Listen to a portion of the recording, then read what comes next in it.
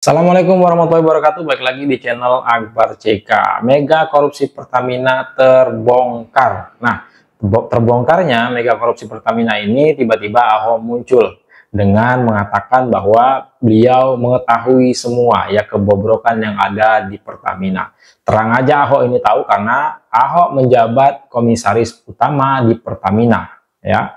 Nah, dengan Ahok menjabat komisaris utama di Pertamina ya, rakyat tentunya berharap besar kepada Ahok ini bisa menyelesaikan persoalan-persoalan yang ada di Pertamina. Tapi faktanya ya, negara dirugikan hampir 1.000 triliun sampai dengan saat ini. Bahkan itu bisa diprediksi bisa lebih dari 1.000 triliun, luar biasa ya.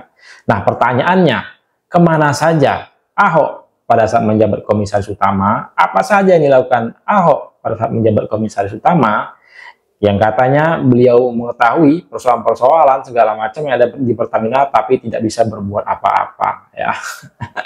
Lucu ya. Nah, ini mendapat tanggapan dari pengacara kondang Bang Hotman Paris Hutapea dan juga netizen ya. Seperti apa video selengkapnya nih? Jangan di skip ya, langsung aja kita simak videonya berikut ini. 1.000 triliun lenyap dari Pertamina. Uang rakyat Indonesia dikhianati dalam skandal korupsi paling mengerikan. Bayangkan, kerugian negara dari dugaan korupsi di Pertamina mencapai 193 triliun. Dan kabarnya, angkanya bisa membengkak hingga 1.000 triliun. Uang rakyat sebesar itu lenyap. Bukan karena bencana, bukan karena pandemi, tapi ulah segelintir orang yang tamak. Dulu, ketika Basuki Cahayapurnama alias Ahok diangkat sebagai komisaris utama, harapan rakyat membumbung tinggi. Publik berharap birokrasi bersih, mafia minyak rontok Pertamina jadi lebih transparan. Tapi faktanya, apa yang terjadi? Skandal demi skandal meledak. Modusnya brutal. Pertamax dioplos dengan bahan bakar murah, pengadaan minyak tanpa lelang berjalan mulus bertahun-tahun. Semua terjadi di bawah pengawasan Ahok. Sekarang pertanyaannya, dia benar-benar nggak tahu atau pura-pura tutup mata? Ahok benar-benar nggak tahu apa pura-pura tutup mata, karena tiba-tiba ya muncul Ahok ya, begini begono segala macam, tahu semua kejahatan tapi tidak bisa berbuat apa-apa. Kan lucu ya, pahlawan kesiangan. Sulit dipercaya seorang komisaris utama tidak mencium bau busuk sebesar ini. Dan yang lebih mencurigakan, begitu skandal mulai terkuak, Ahok tiba-tiba mundur di 2024. Alasannya, katanya karena politik. Benarkah? Atau cuma cara licik untuk kabur dari tanggung jawab? Sekarang Kejaksaan Agung bergerak. Semua yang terlibat akan diperiksa. Rakyat butuh jawaban. Skandal ini bukan sekadar angka, ini soal keadilan. Jangan diam saja, bagikan video ini biar kasusnya nggak tenggelam. Share videonya ya, biar nggak tenggelam kasus ini. Kita sebagai warga negara yang baik itu kita kawal ya dengan cara seperti ini ya. Kita share berita-berita yang apa namanya, yang bukan hoax ya, yang seperti ini ya. Yang seperti ini kan tentang korupsi segala macam kita share. Biar masyarakat itu tahu kebenarannya seperti apa ya. Makanya kenapa orang takut saya jadi dirut demo-demo? Kalau saya jadi dirut, saya bisa langsung pecat tuh dirut Sukoli. Karena untuk ke notaris saya yang putuskan. Dan saya tidak pernah takut sama menteri BUMN manapun. Sama saya benar. Kenapa saya dikurung tidak boleh jadi dirut? Janjikan saya jadi dirut untuk membereskan. Makanya saya hanya bisa melakukan sebatas bisa saya awasi.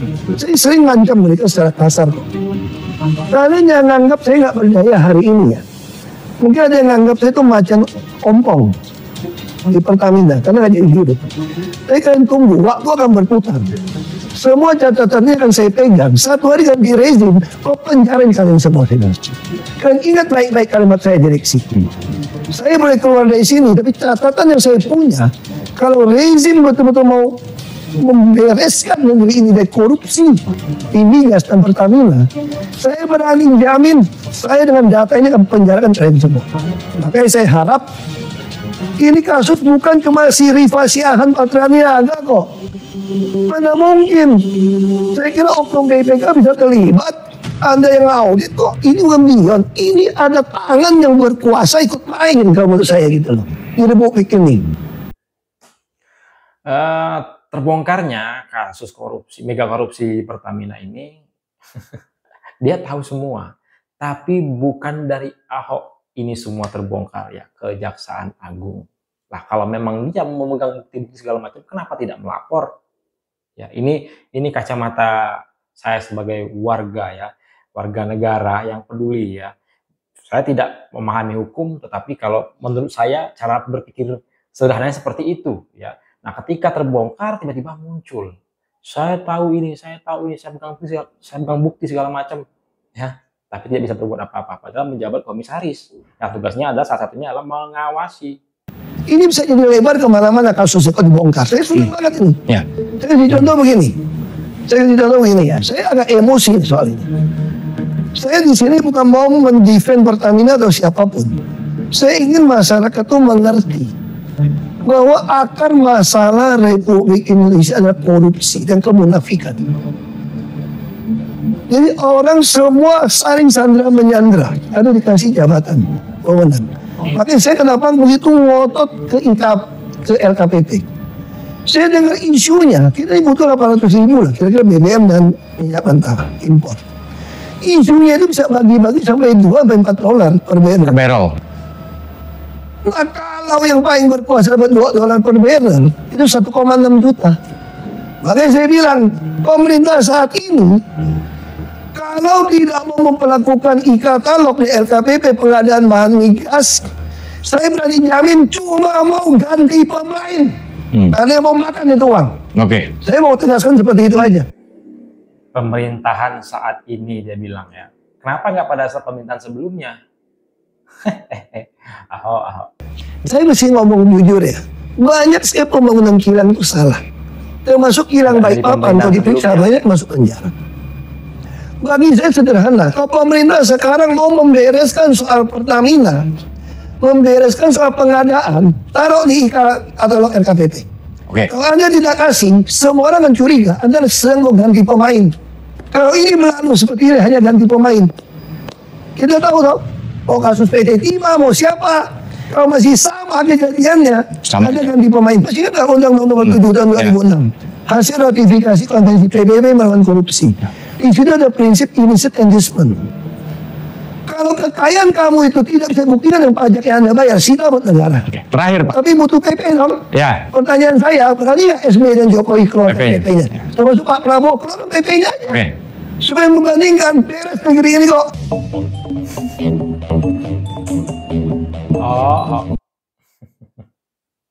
Seorang komisaris utama berwenang mendiskors direksi untuk sementara, baru kemudian dibawa ke RUPS. Seorang komisaris berhak melakukan pemeriksaan apabila ada pelanggaran apapun, apalagi kalau ada indikasi pelanggaran mega permainan campur-campur bensin di Pertamina. Tapi apa yang terjadi? Ahok itu adalah ketua dewan komisaris dari holding company, perusahaan induk yang mengawasi semua di Pertamina. Waktu dia mengundurkan diri, tidak ada keluhan apapun. Tidak ada keluhan apapun. Tidak ada keluhan apapun, baik ke DPR maupun Marbot. Gak ada alasan takut. Kalau kau takut berarti kau pengecut. Malah langsung pindah ke partai, ikut mendukung 03. Cuma nasib sial. Di Jepang, kalau seorang pimpinan gagal, dia langsung mundur dan mengaku salah. Ini dia komisaris loh. Komisaris berhak mendiskors direktur utama kalau melihat ada pelanggaran. Sekarang kau cuap-cuap seolah-olah kau manusia suci. Waktu kau mundur, kau dengan tenang mengambil uang bonus miliaran dan gaji komisarismu. Tidak ada satupun keluhan. Sekarang cuap-cuap seolah-olah kau pahlawan. Ya, mendingan diam. Saya mengutuk korupsi tersebut. Tapi kalau ada orang seolah-olah kalau aku yang dirut itu pasti beres. Kewenanganmu malah melebihi dirut. Kau berhak mendiskors, memecat sementara direksi. Maka sekarang jangan cuap-cuap. Nggak akan kepilih kau untuk pilpres berikutnya. Nggak ada. Paling 5-3 ekor yang dukung kamu, termasuk gua nggak akan milih kamu. Pertanyaan kepada Ahok hanya satu, jangan pelebar kemana-mana. Pernah nggak dia selama berapa tahun menjabat sebagai komisaris utama, pengawas induk dan anak usaha? Pernah nggak dia mencurigai ada pembuatan minyak murah, bensin murah menjadi bensin mahal? Pernah nggak? Itu fokusnya. Bukan seperti sekarang dia ngomong sana sini manajemen. Pernah nggak? Kalau dia bilang pernah, maka pertanyaannya kepada siapa dia pernah melapor? Biar kita demo habis-habisan. Kalau waktu dia jadi komisaris dia sudah mencurigai bensin murah dirubah menjadi bensin mahal, benar nggak Ahok pernah protes atau pernah curiga? Kalau ada, lapor ke siapa dia? Kalau benar ada, kita mendukung Ahok. Tapi ini kan tidak ada. Sekarang ini dia ngoceh sana sini tentang direksi, kalau saya jadi dirut ini. Poinnya bukan itu, tapi fokus kepada tindak pidana itu. Dia tahu nggak? Kalau memang dia tidak tahu sama sekali itu, padahal itu korupsi besar-besaran, itu kegagalan komisaris utama. Suka atau tidak, tahu atau tidak, harus dianggap bersalah karena dia dibayar miliaran tiap bulan upahnya. Oke, salam makan paling. Pak Ahok, saya mau bertanya, Anda merasa berhasil atau gagal sebagai komisaris utama Pertamina 2019 sampai 2024 dengan adanya kasus korup terbesar di Pertamina yang merugikan negara hampir sebesar 1.000 triliun rupiah? Tolong jawab Pak Ahok. Oke lah, keren lah Pak Ahok. Mungkin sebagian orang ada menganggap, wow Pak Ahok ini keren, mau buka-bukaan dan segala macam. Tapi menurut saya terlambat. Lebih saya apresiasi lagi kalau dulu dia pada saat Pak Ahok sebagai komisaris utama Pertamina buka-bukaan, berani beberkan semua, kan kata dia punya data, rekaman dan segala macamnya itu tentang bobnya oknum-oknum Pertamina, harusnya dibuka pada saat itu. Kalau sekarang terlambat lah, negara sudah merugi banyak, masyarakat juga merugi, ya kan? Kok baru buka sekarang setelah Kejaksaan Agung menangkap semua oknum-oknum Pertamina yang korup itu, ya kan? Jadi masyarakat jangan salah kaprah. Yang harusnya mendapat apresiasi tinggi-tinggi dari kita masyarakat harusnya siapa? Ya Kejaksaan Agung yang sudah berhasil mengungkap dan menangkap seluruh pelaku dan pejabat-pejabat korup, ya oknum pejabat korup di Pertamina ini. Kalau tidak, lah emang Pak Ahok ngomong, nggak tahu juga kita. Mau Pak Ahok bilang dia hanya macan ompong, dia tidak berdaya, dia hanya komisaris bukan dirut, itu nggak ada urusan. Dia mestinya sebagai komisaris utama, sebagai pengawas, harusnya benar-benar menjalankan fungsinya, ya kan? Harusnya ketika dia menemukan ada yang salah, ya kan, ada yang tidak benar yang dilakukan oleh direksi ataupun perusahaan Pertamina, dia harus paling vokal untuk menentang itu semua. Agar apa? Agar dia menyelamatkan dari kerugian negara ataupun kerugian Pertamina. Lah kok baru ngomong sekarang? Telat bos. Buktinya nelayan Pak Khalid aja hanya nelayan biasa. Ya, tidak punya sumber daya seperti Pak Ahok sebagai komisaris gaji besar dan segala macam, bisa membereskan pagar laut, ya kan? Sekarang kepala desa Kohot sudah ditahan, sudah jadi tersangka. Jadi asal terus vokal dan bersuara mengungkap kebenaran.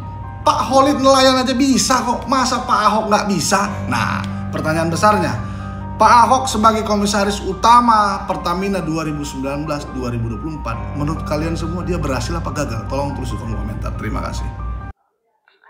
Ya, silakan ketik di kolom komentar menurut kalian seperti apa ya. Nah, ya saya Akbar Cika, sebelum saya akhiri, jangan lupa like dan subscribe-nya agar tidak ketinggalan informasi dan notifikasi dari channel ini. Dan jangan lupa berkomentar ya, tanggapan kalian seperti apa terkait video yang udah kita tampilkan tadi, mulai dari Ahok yang tiba-tiba muncul ketika ketika Kejaksaan Agung membongkar kasus besar mega korupsi di Pertamina, ya tiba-tiba Ahok muncul, dan juga Hotman Paris yang menanggapin keluar-keluarnya Ahok di media, sampai dengan pertanyaannya, Ahok menurut kalian gagal atau berhasil selama menjadi komisaris utama Pertamina?